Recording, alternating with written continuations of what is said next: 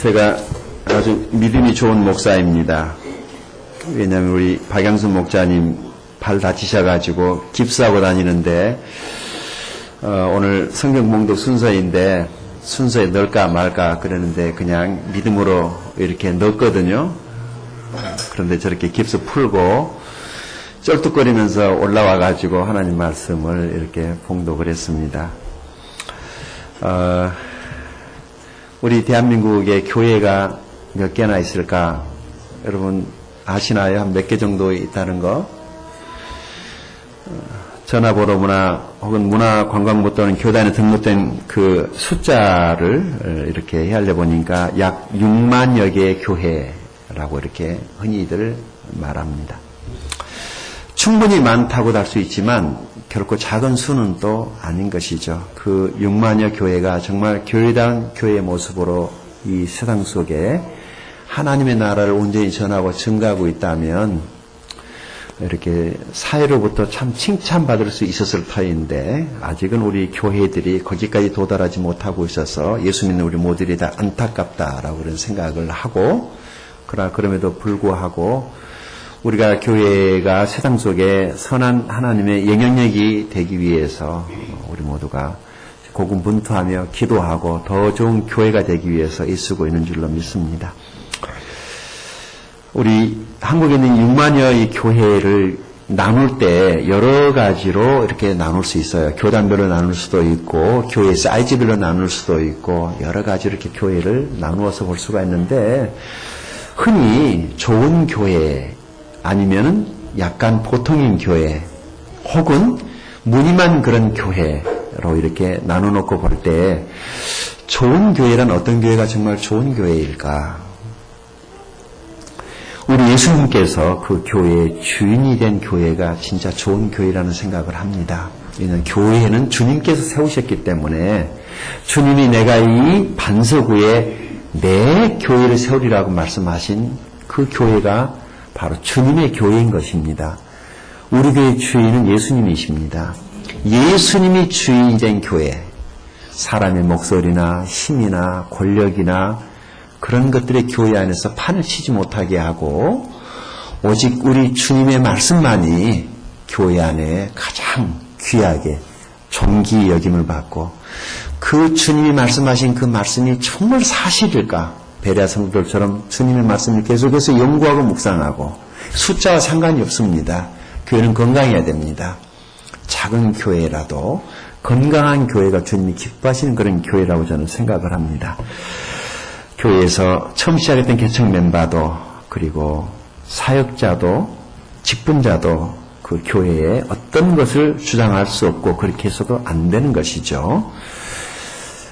예수님은 교회를 위해서 자기의 모든 것을 다 주신 분이기 때문에 우리가 예수로 말미암아 주님의 몸인 교회를 섬기고 있기 때문에 주님은 교회의 머리이십니다. 그래서 예수님 무엇이라고 말씀하느냐 이것이 중요하지 않겠습니까? 예수가 중심이 된다면 교회는 아름다울 것입니다. 예수를 놓고 사람들만 있으니까 도대체 교회인지 개모임인지 동창회인지 뭐 동호회 모임인지 그러는 사람만 모여있다고 그래서 간판만 붙어있다고 교회가 아니라 교회가 교회다우려면 그 교회의 주인이 예수님으로 인정되어야만이 참된 교회여 좋은 교회라고 그렇게 말할 수 있습니다. 그리스도가 중심이 되는 그런 교회가 바로 우리 교회가 되기를 바랍니다.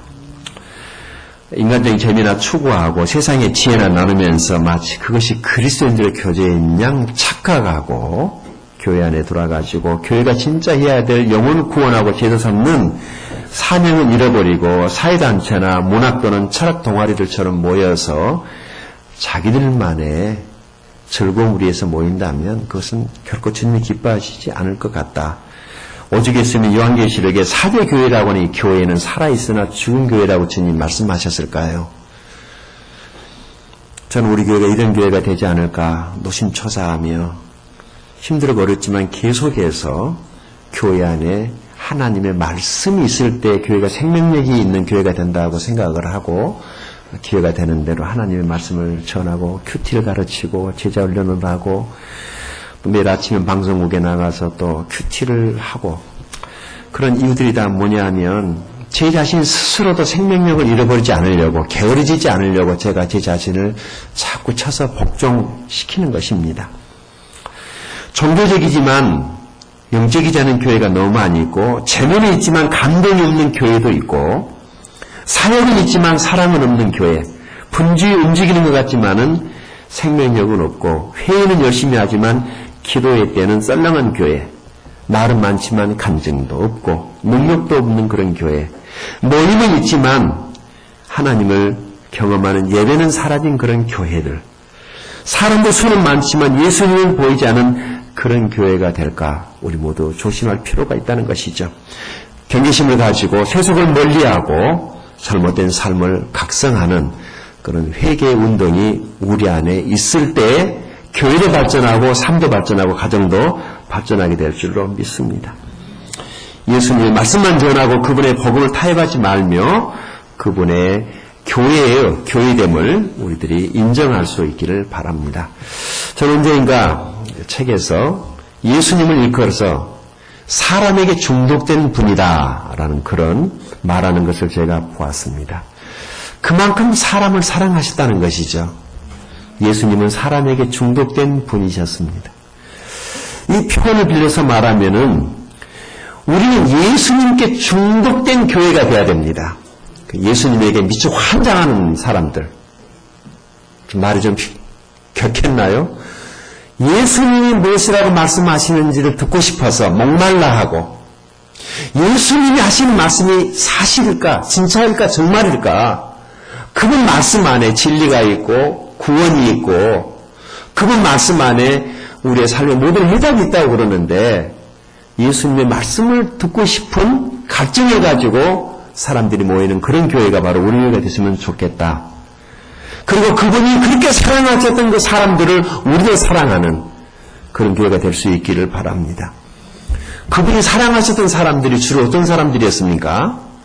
성경에 보니까 사회의 소외계층이었고 죄인들이었고 사람들이 거들떠보지 않았던 그런 사람들이 손가락질하던 사람들을 우리 주님이 더 많이 사랑하셨다는 것을 우리들이 성경에서 보지 않습니까? 우리도 그런 주님의 심장을 가지고 다른 사람들을 바라볼 수 있기를 바랍니다. 우리 주변에 돌아다 보면 힘들고 연약하고 주님이 필요한 사람들이 참 많이 있습니다. 우리의 관심과 사랑이 바로 그들에게 있게 되기를 바랍니다. 그래서 예수님에게 중독이 돼서 예수님을 사랑하신 사람들을 우리를 사랑할 수 있는 저와 여러분이 될 수 있기를 바랍니다. 우리는 지금 마가복음을 강의하고 있습니다. 1장, 2장, 3장 이제 4장에 들어왔는데 오늘 말씀에 은혜가 있기를 바랍니다. 어떤 분이 교회를 가자고 그래서 하도 가족이 이제 졸라서 교회를 갔던가 봐요. 그래서 이제 갔다 돌아오는 길에 물어봅니다. 오늘 예배에 가서 목사님 설교를 들었는데 무슨 말을 들었냐고 물어봤더니 그분이 하시는 말씀이 글쎄 듣긴 들었는데 거의 다 알아들을 수 없는 말만 들어가지고 절반도 못 알아듣겠더라. 목사님 설교를 어렵게 했을 수도 있어요. 너무 종교적인 그런 얘기만 했기 때문에 자기랑 상관이 없는 말은 이해가 안 되니까 안 들렸겠죠. 또 물론 듣는 자신에게도 문제가 있었다고 볼 수는 있겠어요. 여기 9절에 보니까 주님께서 들을 귀 있는 자는 들으라 그 말씀을 하셨어요. 여러분에게 귀가 있습니까? 들을 귀. 한 번은요 어떤 아이가 엄마 따라서 교회를 갔는데 그날따라 목사님이 그냥 표정이 울그럭울그럭 그냥 하면서 강단에서 호통을 치고 또 호통을 치고 막 또 호통을 치고 얼마나 무섭게 하는지 아이가 쫄았어요. 그래가지고 엄마한테 엄마 우리 빨리 돈 내고 가자. 나 저 아저씨 무서워 죽겠어. 우리 예수님이 설교하실 때는 그렇게 설교하셨을까요? 그렇게 설교하시지 않으셨을 것 같아요. 자, 우리 여기 배경을 잠깐 볼 필요가 있습니다. 우리 1절 같이 한번 더 읽어볼까요? 시작. 예수께서 다시 바닷가에서 가르치시니 큰 무리가 모여들거늘 예수께서 바다에 떠 있는 배에 올라 앉으시고 온 무리는 바닷가 육지에 있더라. 그러니까 우리 예배당 구조로 지금 말하면 저는 지금 조그마한 배를 타고 여러분은 육지에 있고 예수님 조그만 배를 타고 지금 배에서 지금 설교를 하고 계신다라고 생각을 하시면 될 거예요. 왜 그랬을까? 앰프가 없었기 때문에. 그래서 해풍을 등에 지고 바닷바람이, 그래서 예수님은 큰 소리로 설교하지 않으셨어요. 목소리가 커야만 크게 들리는 것이 아니라 이게 상대적이더라고요. 어린 주일교회 보니까 작게 말해도 다 들어요. 근데 앰프 들어가지고 귀가 아플 정도로 크게 소리를 해도 안 들리는 소리가 있거든요. 예수님은 목소리가 커서 많은 사람들이 들었던 것은 아니고 그분의 말씀, 목소리는 결코 크지 않으셨지만은 그분의 입에서 나오는 말씀 자체가 진리였기 때문에 사람들이 조용한 가운데 바다 해풍을 타고 올라오는 그 주님의 음성, 그 음성을 놓치지 않고 그들은 들었습니다. 그들을 가리켜서 우리는 예수님의 제자들이다라고 이렇게 말을 합니다. 오늘 우리는 지금 이 마가가 전해준 예수님의 복음 이야기, 지금 4장이 왔는데요. 오늘 본문은 우리 주님께서 비유로 하나님의 나라에 대해서 말씀하신 내용입니다. 그러니까 이 본문의 배경을 우리들이 3장에서 지금 4장으로 넘어왔기 때문에 이 시의 비유를 왜 하셨느냐 하면은 3장에 무슨 일이 있었습니까? 예수님께서 귀신을 쫓아내고 병자를 고쳐주고 있는 것을 보면서 바리새인들과 서기관들이 와가지고 예수님 누구라고 그랬어요? 저 귀신 들려가지고 센 귀신이 들어가지고 약한 귀신을 내쫓은 것이다 라면서 예수님을 귀신 들려가지고 일하시는 분으로 그렇게 폄하를 했기 때문에 이 말을 들었던 제자들은 얼마나 낙심이 됐을까요? 자기가 섬기는, 자기가 믿는 자기 주님에 대해서 사람들에게 평가절하하고 말하고 싶은 대로 막 말해버릴 때 제자의 마음이 얼마나 썰렁했겠습니까? 속이 얼마나 상했겠습니까? 우리가 다니는 교회를 누가 욕한다든지 우리가 믿는 예수님 하나님에 대해서 공격을 하면은 왠지 마음속에 속상함이 우리 안에 확 올라오는 것처럼 믿지도 않으면서 뭐 알지도 못하면서 따따붙다 하면서 뭐 교회가 이렇쿵 저렇쿵 하나님이 예수님이 어쩌고 저쩌고 그러면은 우리가 믿는 우리 하나님에 대해서 나쁜 얘기를 하면은 우리 마음이 괜히 낙심이 되고 교회에 대해서 공격을 하면은 마치 내가 뭘 잘못해가지고 그러는 것처럼 속이 이렇게 상하고 위축되는 것처럼 지금 바리새인들과 서기관들이 예수님에 대해서 죄송한 소리 해놓고 나니까 빈청도 안 맞으면 못하다가 그 일 듣고 나니까 제자들이 지금 짠뜩 낙심돼가지고 있었습니다. 바로 이때 예수님께서는 그 낙심한 제자들에게 무엇인가를 말씀해 주실 필요가 있었어요. 근데 무엇을 말씀하셨냐면은 이 농부와 씨 뿌리는 비유를 통해서 너희 안에 임하여 있는 하나님의 나라, 이 하나님의 나라에 대해서 예수님이 설명을 하는데 이것은 씨는 비유였습니다. 그러니까 이 비유의 초점이 뭐냐면은 하나님의 나라입니다. 하나님의 나라 볼까요? 자, 먼저 여기 11절을 같이 한번 다시 하나님 말씀 11절을 같이 읽어보겠습니다. 시작. 이르시되 하나님의 나라의 비밀을 너희에게 주었으나 외인에게는 모든 것을 비유로 하나니. 아멘. 자, 26절도 볼까요? 26절 같이 읽겠습니다. 시작. 또 이르시되 하나님의 나라는 사람이 씨를 땅에 뿌린과 같으니. 아멘. 한 구절 더 보겠습니다. 30절입니다. 시작. 또 이르시되 우리가 하나님의 나라를 어떻게 비교하며 또 무슨 비유로 나타낼까? 아멘. 그러니까 지금 주님이 뭘 말씀하고 싶어 하시는 거죠? 하나님의 나라를 말씀하고 싶으신 거예요. 이 하나님의 나라가 무엇인가를 설명을 해야 되겠는데 이 하나님의 나라가 눈에 보이는 것이 아니기 때문에 뭔가를 비유를 들어서 하나님의 나라를 설명하고 싶었던 거예요. 여러분은 하나님의 나라를 눈으로 보십니까? 하나님의 나라가 눈으로 보이는 건가요? 하나님의 나라는 눈으로 볼 수 있게 임하는 것이 아니라 하나님 나라는 너희 마음속에 임하여 있다고 주님이 그렇게 말씀하셨어요. 하나님의 나라는 우리 눈으로 볼 수 있는 것이 아닙니다. 그러니까 죽어서 구원받은 사람이 가는 나라가 하나님의 나라이지만 이 하나님의 나라가 살아있을 때에도 얼마든지 우리가 이 땅 가운데서 그 나라에 우리가 들어갈 수 있다는 말씀을 하신 것인데 이게 좀 잘 이해가 안 돼요. 그런데 이 이해가 안 되게 하셨어요. 왜 그랬는가? 이 12절 보실까요? 잘 보세요. 자, 12절 말씀입니다. 시작. 이는 그들이 보기는 보아도 알지 못하며 듣기는 들어도 깨닫지 못하게 하여 돌이켜 죄사함을 얻지 못하게 하려 함이라 하시고 아멘. 왜 비유로 하나님의 나라를 설명하셨느냐? 하나님이 보내신 하나님의 아들 예수님을 배척하는 사람들은 어차피 안 믿을 것이고 안 받아들일 것이기 때문에 그들은 하나님의 나라를 깨닫지도 못하고 이해하지도 못하고 듣지도 못해서 죄의 사함을 못 받으면 어떻게 되는 거예요? 죽으면 지옥 가는 거죠. 그러니까 이 말씀이, 이 비유가 좋은 말씀이에요? 무서운 말씀이에요? 무서운 말씀이에요. 쉽게 말하면은요, 자기 의가 강한 사람, 교만한 사람, 똑똑한 사람, 이런 사람들은 깨닫지 못하게 하시려고, 하나님 나라에 죄사함 받고 들어오지 못하게 하시려고 일부러 비유로 말씀하셨다는 거예요. 쉽게 말을 어렵게 듣는 사람들이 있죠. 자기 생각이 많은 사람들, 그러면 구원을 받지 못합니다. 너무 똑똑한 사람 예수 믿기 힘듭니다. 그래서 약간 좀 모자란 듯한 바로 저 같은 사람이 예수를 잘 믿습니다. 근데 믿고 나서 보니까 이것도 은혜였더라고요. 예수를 믿고 구원받은 거 진짜 은혜예요.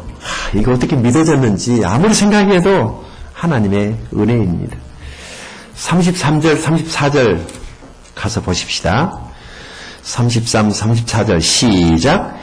예수께서 이러한 많은 비유로 그들이 알아들을 수 있는 대로 말씀을 가르치시되 비유가 아니면 말씀하지 아니하시고 다만 혼자 계실 때 그 제자들의 모든 것을 해석하시더라. 아멘.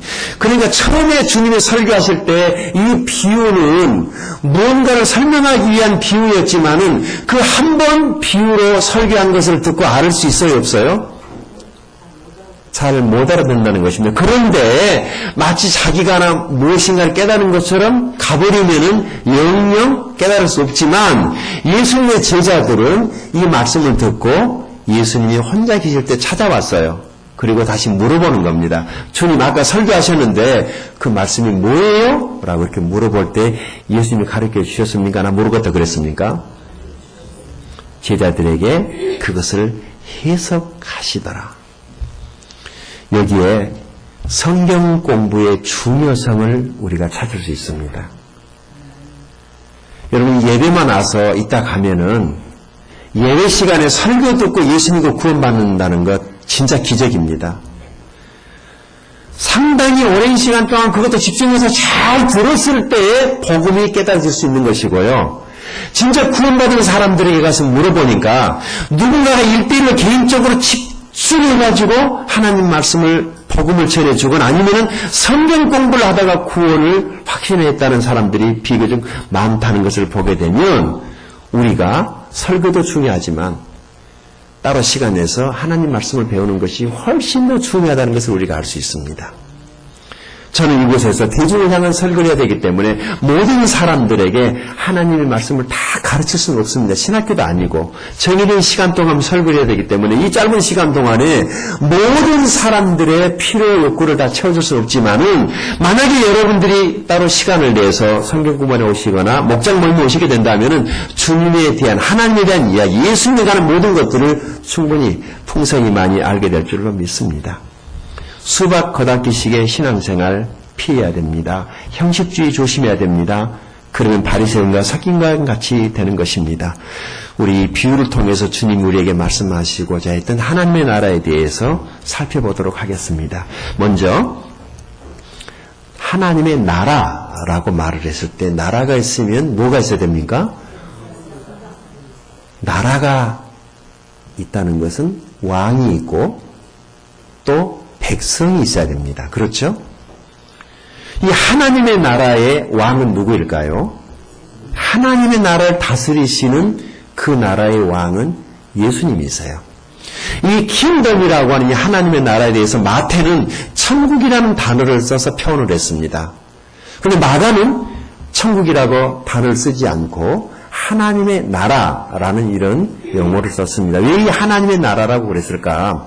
우리가 예수 믿고 구원받은 사람이 죽어서 들어가는 나라가 하나님 나라 천국이 맞지만은, 그러면은 살아있을 때 천국 하나님의 나라는 우리에게 어떤 의미인가? 이것이 풀렸을 때 크리스찬답게 살 수가 있습니다. 자, 하나님의 나라의 왕은 예수님이시라면 그 예수님이 이 세상에 오셨어요. 그러면 하나님의 나라가 이 세상에도 있는 것입니까?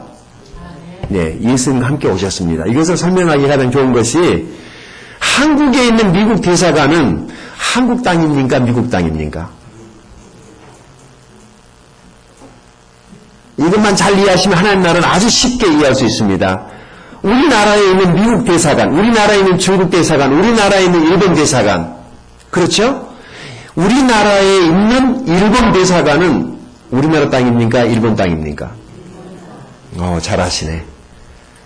그럼 충분히 설명됐어요. 그러면 그 대사관은 일본 땅이기 때문에 그 땅 안에서 일어나는 모든 일은 일본의 법 지배를 받습니다. 그 탈북하는 사람들이나 어려운 사람들이 중국 넘어오면은 중국 대사관으로, 라오스에 있는 중국 대사관으로 들어가고 하는 게 바로 그런 이유에서입니다. 그리로 들어가면은 중국 법안의 보호를 받기 때문에, 미국 대사관으로 달려 들어가면 미국의 법 보호를 받기 때문에 그렇습니다. 그래서 국교가 수교가 된다는 것은 그 나라에 대사관이 있고 그 대사관은 그 나라에 있지만 수교한 국가의 땅이 소유가 되는 것입니다.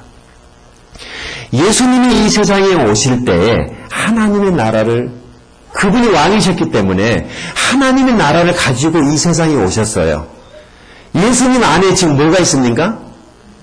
하나님의 나라가 있습니다. 그분이 그 나라의 왕이시기 때문에, 통치하신 분이시기 때문에, 잘 들어보세요. 그분이 왕이시고 그분이 그 모든 주권을 가지고 계시고 그 나라에 통치하고 계시는 그분이 이 세상에 오셔서 그분이 말씀을 하십니다. 그럼 말씀 안에 뭐가 담겨져 있을까요? 하나님의 나라가 담겨져 있습니다. 자, 이 말씀을 누가 들었어요? 그래서 주님의 말씀이 사람 마음 안에 들어왔어요. 그리고 그 사람 마음속에 지금 무엇이 들어온 거예요? 하나님의 나라가 그 사람 마음 안에 임하여 있는 것입니다. 이것을 설명하기 위해서 씨의 비유를 드린 거예요. 씨. 그러니까 하나님 나라는 안 보이지만 씨는 보이는 거잖아요. 그래서 주님께서 사람들을 이해하기 쉽도록 이 씨가 생명이 있다. 이 씨가 어디에 떨어지냐에 따라서 이 생명이 결정이 된다. 이 씨는 길가에 떨어지면은 길을 밟혀서 없어지기도 하고, 이 씨가 돌 위에 떨어지게 되면은 자라다가 말라 죽기도 하고, 이 씨가 가시덤불에 떨어지게 되면은 가시 기운이 죽이기도 하지만은, 혹시 어떤 씨 하나는 좋은 땅에 만약에 떨어졌다면 그것은 30배, 60배 결실하게 된다. 라고 하는 이야기였어요. 뭐가 중요해요, 지금? 씨가 중요하죠. 씨. 그래서 이 씨의 비유를 통해서 하나님이 지금, 예수님이 하나님의 나라를 우리에게 지금 설명하시는 것입니다. 여러분이 말씀을 듣는 것이 중요합니다. 말씀 속에 생명이 들어있고 말씀 속에 주님의 나라가 임재해 있기 때문에, 그런데 주님의 나라가 임재되어야 되는 그 말씀을 내가 내 마음속에 받아들일 때 내 마음의 상태에 따라서, 내 생활 환경에 따라서 다르게 해석이 된단 말이죠. 그래서 이 씨 뿌리는 비유를 통해서 하나님의 나라가 우리 가운데 어떻게 지금 세워지고 있으며 확장되어지고 있는가에 대한 세 가지 교훈을 본문을 통해서 말씀드리겠습니다. 첫 번째, 이 하나님의 나라의 시작은 미약하다는 것입니다. 3절을 읽어볼까요? 자, 마가복음 4장 3절 시작. 들으라. 씨를 뿌리는 자가 뿌리러 나가서. 아멘. 씨. 그리고 이 씨 뿌린 자는 누구입니까? 씨 뿌리는 자가 누구예요? 농부죠. 그래서 마가가 예수님을 종으로 묘사를 한다는 것이 예수님은 이 세상에 씨를 뿌리러 온 농부, 종처럼 지금 무슨 일 하고 계세요? 사람들에게 씨를 뿌리고 있습니다. 씨. 농부가 씨를 뿌리듯이 일하고 있으니까 종이죠. 주님은 오셔서 계속해서 사람들에게 씨를 뿌리고 계셨어요. 그래서 종인 거예요. 지금도 주님은 사람들에게 씨를 뿌리고 있습니다. 사람들에게 지금 씨를 뿌리고 있습니다. 말씀을 통해서, 성서를 통해서, 목사를 통해서, 목자들을 통해서 계속해서 지금 씨를 뿌리고 계시는 것입니다. 자, 이 씨 뿌리는 자가 씨를 뿌렸다. 그런데 씨가 대체적으로는 다 작습니다. 호박씨는 좀 크죠, 그나마. 겨자씨 같은 경우에는 아주 먼지처럼 작아가지고 눈에 잘 보이지도 않는다고 그래요. 그런데 이 씨 속에는 생명이 들어있기 때문에 이게 발화를 해서 뿌리를 내리고 크면은요, 나무가 돼가지고 새들이 와서 깃들고, 그리고 가지가 뻗치게 되면 사람들이 그 그늘가 실 정도로 큰 나무가 된다고 그래요. 눈에도 보이지 않는 그 작은 씨가 자라면 그렇게 크게 결실하는 것처럼 지금 우리 속에 들어와 있는 하나님의 나라는 지금 볼 때는 시원찮아 보이고 신앙도 믿음도 없는 것 같지만은 이게 언제인가 자란다는 말씀입니다. 제자들이 이 얘기를 들었을 때 희망을 발견했을 것 같아요. 바리새인들 서기관들 눈에 봤을 때 예수님은 그렇다 해서 치지만은 제자들의 꼬라지를 보니까 에이그 불쌍한 것들, 예수 따라다녀서 어떡하려고 그러니? 나는 너희들이 불쌍하다. 차라리 가서 직장에 가 돈이나 벌지. 예수 따라다녀서 뭐 하려고 예수만 따라다니냐. 그런데 예수를 따라다니는 것처럼 보였지만 그들 안에 하나님의 나라가 지금 심기어지고 있었던 것입니다. 하나님의 나라의 씨가 그들 속에 밭에 씨가 떨어지는 것처럼, 그래서 말씀을 듣는 것이 중요합니다. 하나님 나라는 처음 시작은 이렇게 미약하게 시작을 합니다. 우리 교회가 처음 시작을 할 때 이 예배당 만들어 내려오기 전에 4층에, 또 그 전에는 지금 식당 자리에서 은박지 깔고 그곳에서 교회 개창 예배 드릴 때 목포말로 얼척이 없었습니다. 이걸 교회라고 말할 수 있을까? 그냥 십자가나 덜렁 벽에다 붙여놓고 그냥 은박지 깔고 앉아서 개창 예배 드렸어요. 그 전에는 가정에서 예배를 드렸어요. 우리 차갓집에서. 창세기 12장 1절 3절까지 말씀 붙들고 이제 살던 집 다 팔아서 처분하고 났더니 아무것도 안 남더라고요. 뭐 아버지도 물려받은 집 있었는 동생이 대학 가르치고 뭐 전도사를 10년 하고 나니까 빈털털이 됐죠. 그러나 주님 의지하고 주님 저를 보내주십시오. 중국이 좋습니다. 사실 중국에 대한 선교 비전을 품고 하나님이 날 보내주실 것을 믿고 기다리고 있는데 구름이 안 움직이는 겁니다. 처갓집에서 처음으로 우리 가족들끼리 예배를 드릴 때 방에서, 가정교회죠. 그러니까 사과 상자 갖다 놓고 그 위에다가 책상 보 뒤집어 씌우고 그게 강대상이었어요. 그때 우리 유광재 목자님 가족들 비롯해서 몇몇 앉아서 예배 드렸는데 한편으로는 감사하고 한편은 눈물이 나오고 이게 뭔가 싶기도 하고 그렇잖아요. 그렇게 시작했던 교회예요. 그러다가 이 4층에 오니까요, 부자가 된 것 같았어요. 집에서만 예배하다가. 그러잖아. 이렇게 넓은 데 오니까 바닥에 은반 매트 깔았어요. 막 할렐루야 그랬어요. 근데 좀 시간이 지나니까 이게 좀 약간 이상하더라고. 그래서 그 옆에다가 또 세미나 하실 거 크게 강단 만들어가지고 가니까 조금 교회 같아 보였어요. 그리고 이제 사가지고 내려와서 이렇게 이 정도 예배당, 지금은 상당한 거죠. 근데 우리가 봤을 때 이 정도가 상당하지, 1000명 모이는 교회, 10,000명, 몇만 명 모이는 교회에 비교하면 우리 교회는 또 코딱지 하나밖에 안 하죠. 그러나 교회가 덩치가 크고 사람이 많아서가 아니라 무슨 일이든 처음에는 다 미약하고 미비한 시작을 한다는 것이 중요합니다. 여러분, 지금 여러분 자신을 보거나 여러분의 자녀를 볼 때 과연 제가 뭘 할 수 있을까? 내 자신이 뭘 할 수 있을까? 낙심이 되지만 포기하지 마십시오. 잘하고 또 잘하고 시간이 지나면 얼마든지 우리는 변하게 될 줄로 믿습니다. 우리 교회는 앞으로 계속해서 발전하고 성장하게 될 줄로 믿습니다. 우리 자녀가 지금 보기에 말썽꾸러기고 속썩이고 애먹인다고 부모가 호적에서 파버리고 쫓아내버린 그런 부모가 어디 있습니까? 그런 부모도 아니죠. 우선 당장에는 시원찮아 보이고 문제투성이고 꼴통이고 아주 저 아이가 세상 아이들은 다 말 잘 듣고 우리 아이만 말 안 듣는 것 같지만은요, 그 아이가 시간이 지나면서 잘한단 말입니다. 성장하고 커서 부모가 되면은 부모를 알아보고 그 애들이 나중에 더 큰 그런 사람들이 된다는 말이지 않습니까? 우리 씨처럼 작아 보이지만 그럴지라도 포기하지 마시고 하나님의 나라는 처음부터 크게 시작하는 것이 아니라 작게 시작을 하지만 이것이 커간다는 사실 앞에 감사할 수 있기 바랍니다. 두 번째 교훈은 이것입니다. 이 하나님의 나라가 진행되고 성장해 가는 것은 시간이 걸리고 어려움이 있다는 것을 본문이 우리에게 말하고 있습니다. 자, 우리 3절 한번 읽어볼까요? 4절 한번 읽어볼까요? 4절 시작. 뿌릴새 덜어는 길가에 떨어짐에 새들이라서 먹어버렸고, 5절 덜어는 흙이 얇은 돌밭에 떨어지니 흙이 깊지 아니하므로 곧 싹이 나오나 해가 돋은 후에 타서 뿌리가 없어짐으로 말랐고, 7절 덜어는 가시떨기 떨어짐에 가시가 자라 기운을 막음으로 결실하지 못하였고. 그러니까 계속 씨를 뿌리지만 어떤 것은 길가에 뿌려지고 어떤 것은 나무에 돌에 뿌려지고 어떤 것은 가시덤불에 뿌렸지만은 그게 다 자라지 못하고 죽어버렸지만 농부는 그것 때문에 포기하지는 않는다는 것입니다. 왜냐하면 어떤 씨는요, 좋은 땅에 떨어지는 씨가 있다는 거예요. 그 씨는 어떤 씨입니까? 8절입니다. 읽어보십시다. 시작. 덜어는 좋은 땅에 떨어짐에 자라 무성하여 결실하였으니 30배나 60배나 100배가 되느니라 하시고. 아멘. 우리 한국 속담에 어떤 구름에 빛들을지 모른다는 말이 있습니다. 어떤 예배에 하나님의 성령께서 여러분의 마음을 터치해서 큰 깨달음이, 회개가 돌이켜서 삶의 변화를 가져올지 모르기 때문에 우선 교회에 나와서 말씀 듣는 것이 중요합니다.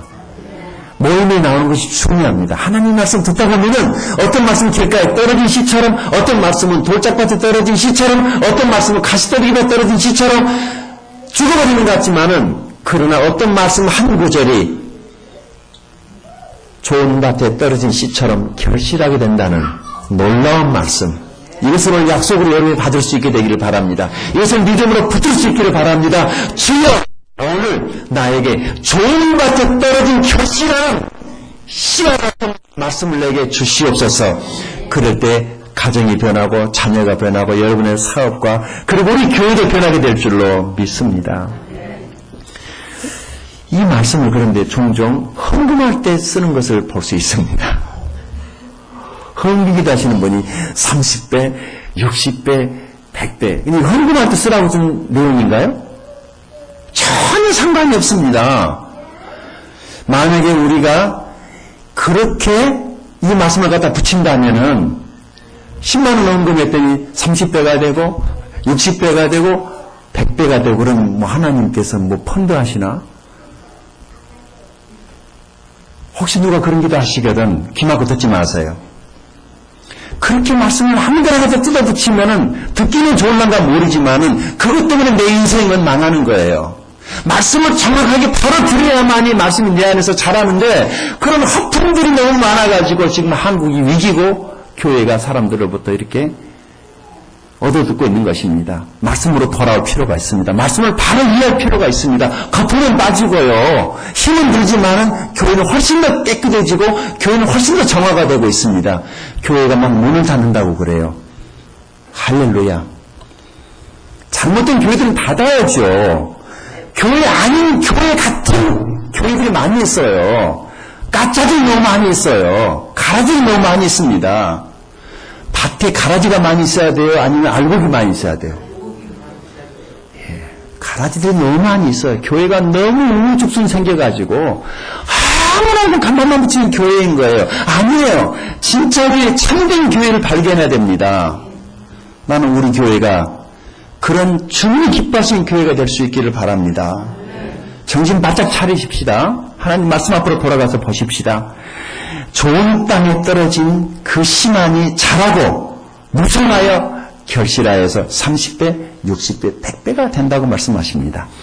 우리 오늘 우리 아연자매가 드럼을 했어요. 나는 우리 아연자매가 드럼하는 줄을 꿈에도 생각지도 못했어요. 오늘살 알았어요. 이야, 영안 인지에 일렀는가 봐요. 우리의 자녀들 지금은 비실비실하고 연약해 보이고 예수님의 제자들이 처음에는 다 그렇게 연약해 보였지만은요, 그들 속에는 하나님의 말씀이 자라고 있습니다. 그렇기 때문에 얼마든지 자라고 성장한다는데 우리가 마음을 둘 수 있기 바랍니다. 지금을 보지 마시고요. 농부는 계속해서 씨를 뿌리고 있기 때문에 어떤 말씀이 우리의 자녀의 인생을 바꿔놓을지 누가 알겠습니까? 그런 축복이 30배, 60배, 100배를 결신 축복이 여러분이 있기를 바랍니다. 마지막 세 번째 교훈은 바로 이것입니다. 8절에 있는 말씀인데요. 한번 읽어볼까? 다시 시작. 더러는 좋은 땅에 떨어짐에 자라 무성하여 결실하였으니 30배나 60배나 100배나 되었느니라 하시고, 하나님의 나라의 나중은 장대하다는 것입니다. 첫술에 절대 배부르지 않습니다.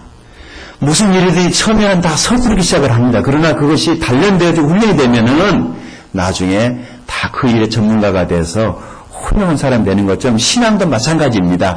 처음부터 웃자라면 안 되고 뿌리 깊은 나무처럼 고난이 왔을 때 신앙이 밑으로 뿌리를 내리고 단단한 뿌리가 내려졌을 때 그 나무가 큰 나무가 되면 태풍이 불어도 넘어지지 않을 것입니다. 그 나무가 웃자라기 시작을 하면은요, 바람만 불어도 휙 넘어지지 않습니까? 이렇게 좋은 땅에 떨어져 결실하는 씨가 되려면은 우리가 무엇을 해야 될까? 결론 부분인데요. 기도해야 됩니다. 기도해야 됩니다. 얼마나 기도하십니까? 어떤 분이 인터넷에 페이스북에 이런 글을 올렸습니다. 그 자매님이 A4 용지에다가 프린트를 했는데 뭐라고 프린트를 했느냐? 기도는 하고 다니냐? 땡땡땡. 그렇게 프린트를 해가지고 자기 문에다 딱 붙여놨다는 거예요. 나갈 때는 뭐 보겠어요? 기도는 하고 다니냐? 그래, 네 바쁜 줄 안다. 힘든 줄 안다. 어려운 줄 안다. 그렇지만 뭐는 해라? 기도는 해야 되지 않겠느냐? 여러분, 주님은 우리의 기도를 들어주십니다. 우리가 기도할 때 하나님이 일하십니다. 시간을 내서 기도하십시오. 바쁠 때일수록 힘들수록 기도에 힘쓰는 여러분 될 수 있기를 바랍니다. 그 기도가 받은 말씀을 결실하게 하게 되는 줄로 믿습니다. 그래서 기도하는 교회가 강한 교회요, 기도하는 크리스찬이 강한 크리스찬인 것입니다. 기도하십시다. 목장에서도 기도하시고 교회에서도 모여서 기도하시고 계속 기도하다 보면 결실하는 그런 일이 있게 될 줄로 믿습니다. 말씀을 정리합니다. 하나님 말씀 안에는 무엇이 들어있습니까? 하나님의 말씀은 씨로 비유가 됐고 그 씨 속에는 생명이 있는 것처럼 하나님의 말씀 안에도 생명이 들어있는데 그것은 하나님의 나라입니다. 주님께서 말씀하신 그 말씀이 우리 심령밭에 떨어지게 될 때 우리 마음 안에 하나님의 나라가 점점점 자라서 임하여지면 하나님의 사랑이, 평화가, 기쁨이 우리 안에 넘치게 될 줄로 믿습니다. 이 씨 비유를 통해서 제자들의 패배감을 종식시키고 제자들로 하여금 하나님 안에서 소망을 가지고 살아가도록 주님이 이 씨를 비유로 하나님 나라를 가르치고 있는 본문에서 여러분은 어떤 은혜를 받으셨습니까? 어떤 결심을 하십니까? 아, 나는 돌짝밭 인생인가? 나는 깃값밭 인생인가? 나는 가시떨기밭 인생인가? 그렇게 생각하지 마시고 내가 결실하는 좋은 밭이 되게 해야 되겠다. 그런 결심이 있게 되기를 바랍니다. 그러면 30배, 60배, 100배 결실하는 삶이 되게 될 줄로 믿습니다.